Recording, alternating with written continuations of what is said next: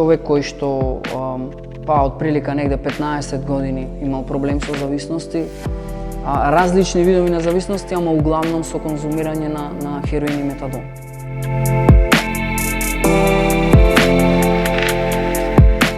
Животот во дрога е едно робство. И заради тоа, од денешна гледна точка, како слободен човек, јас не ќам никогаш повеќе да бидам роб, не ќам никогаш повеќе да робувам на некои нешта кои се, како да кажем, банални, се глупави.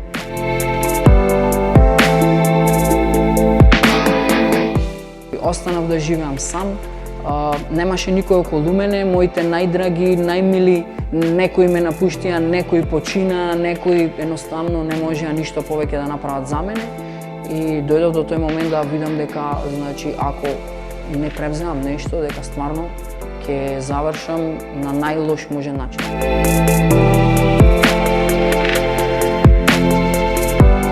Јас мислам дека до крајот на мојот живот нема да го заборавам првиот ден, кога дојдов во Рето центар, само што ги видов дечките кои што ме зедоа, ја пушев цигара, ја скршив цигарата, ја изгужнав цигарата, она со жар се уште во раце, вака ја сплескав и ја фрлив.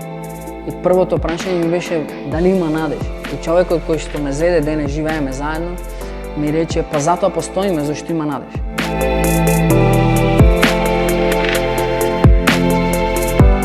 Првиот ден не ми беше толку лошо, но за жал од вториот ден, за жал или за среќа сега, почнаа тие абстиненцијални кризи кои не ми даваа мир, па не знам, наредните 2 недели, 2 и кусур недели, јас не можев ништо нормално да правам. Не можев ни да јадам, ни да пијам, ни да спијам нормално, не можев ни да се движам нормално, не можев ни да работам. Сите способности кои претходно јас си мислев дека ги имам или дека ги поседувам, од тие 2 недели не само што исчезна, него како и да не постоеле никогаш.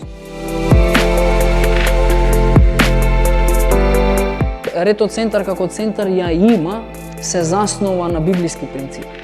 Значи тука не нудиме некаква си терапија, помошни средства да ти излезиш од зависноста, со тоа што, не знам, малце ке ти се олесни, пак на вештачки начин, пак на некој синтетички начин, него се работи за сува програма и се работи за работна програма, работна терапија. Работна терапија вие значи нон-стоп активности, да се научи некој занает, да се фати еден здрав живот, едно здраво однесување, да бидиш чист човек и физички и психички.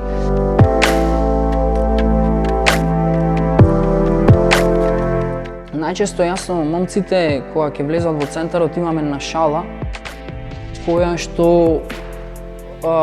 заклучив дека супер е што имаме шалата за да си ја кажеме некогаш вистина. Најчесто гласи тоа да види како си, најобично прашање како си, како се осеќаш, и тие ми викаат па брат, лошо ми е многу.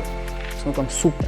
Зошто? Заради тоа што ако се осеќаш добро, а си во центар за рехабилитација, нешто не е оред. Чим се осеќаш лошо и нели таква е твојата она перцепција, а си на место каде што е за такви луѓе, тоа е супер брат. Браво, твоја борба е пред тебе. Има излез, еве ти човек пред тебе стои човек кој што излегол. Чим се осеќаш лошо, еден ден има да се осеќаш добро, ако се потрудиш.